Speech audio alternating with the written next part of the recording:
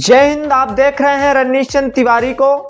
आम जनजीवन में अगर कोई भी चीज सबसे महत्वपूर्ण है वो है रुपया। जरूरतों को पूरी करने के लिए सबसे आवश्यक इकाई है रुपया।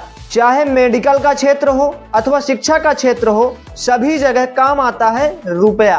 हमारे भारत में कहावत भी बड़ी प्रसिद्ध है, बाप बड़ा ना भैया, सबसे बड़ा रुपया। जी हाँ, आज रुपए और नोटों की जानकारी के बारे में आज इस वीडियो के माध्यम से जानकारी को साझा करेंगे। रुपए की पूरी कहानी को समझने के लिए हमें चलना पड़ेगा 15वीं 16वीं शताब्दी के इतिहास के पन्नों की तरफ। रुपया शब्द का प्रयोग सर्वप्रथम शेरशाह सूरी ने भारत में अपने शासनकाल 1540 ईस्वी से 1545 ईस्वी के दौरान किया था। माना जाता है कि शेरशाह सूरी ने अपने शासनकाल के दौरान जो रुपया चलाया था वह एक चांदी का सिक्का था। इस सिक्के का वजन 178 ग्राम अर्थात 11.534 ग्राम था। शेरशाह सूरी ने तांबे और सोने का सिक्का भी चलाया था। तांबे के सिक्के को उस समय दाम और सोने के सिक्के को उस समय मोहर कहा जाता था। शेरशाह सूरी के शासन काल में चलाया गया रुपया आज तक प्रचलन में है। भारत में ब्रिटिश शासनकाल के दौरान भी यह प्रचलन में भी रहा।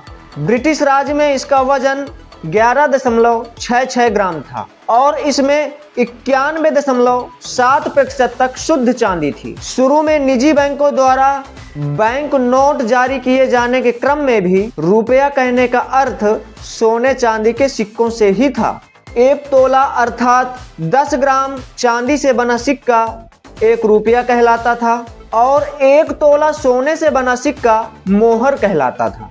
सोने की एक मोहर का मूल्य 16 रुपए था, अर्थात सोने के एक सिक्के के बदले चांदी के 16 सिक्कों का लेन देन होता था।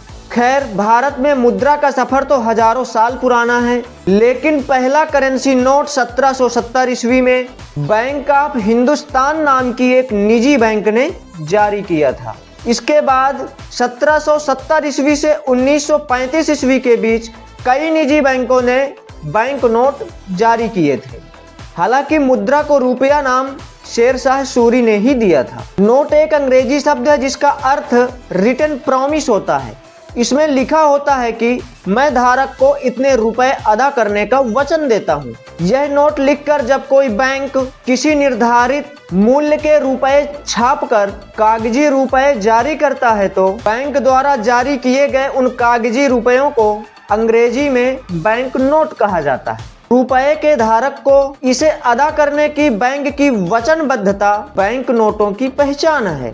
पहला नोट बैंक ऑफ हिंदुस्तान से जारी होने के बाद पूर्वी भारत में Bengal bank, Calcutta bank, commercial bank, union bank आदि प्रमुख निजी बैंकों ने बैंक नोट जारी किए थे। इसी तरह से दक्षिण भारत में Karnataka bank, Asiatic bank, bank of Madras आदि प्रमुख निजी बैंकों ने बैंक नोट जारी किए थे। लेकिन आधुनिक भारत में नोटों की छपाई कहाँ होती है, कैसे होती है और सिक्कों की ढलाई कैसे होती है, ये बहुत सारे प्रश्न दिमाग में चलते रहते हैं। तो इन सब प्रश्नों का उत्तर तो आइए अब उसे समझ लेते हैं। अब प्रश्न ये बनता है कि यह कौन तय करता है कि कितने नोट और कितने मूल्य के नोट छापे जाने हैं। तो यह भारतीय रिजर्व बैंक तय करता है। छपने वाले नोटों की मात्रा, पूरी अर्थव्यवस्था में नोटों के परिचालन, गंदे नोटों और आरक्षित आवश्यकताओं के आधार पर यह तय किया जाता है। दूसरा प्रश्न यह बनता है कि यह कौन तय करता है कि कितने सिक्कों की ढलाई की जानी है।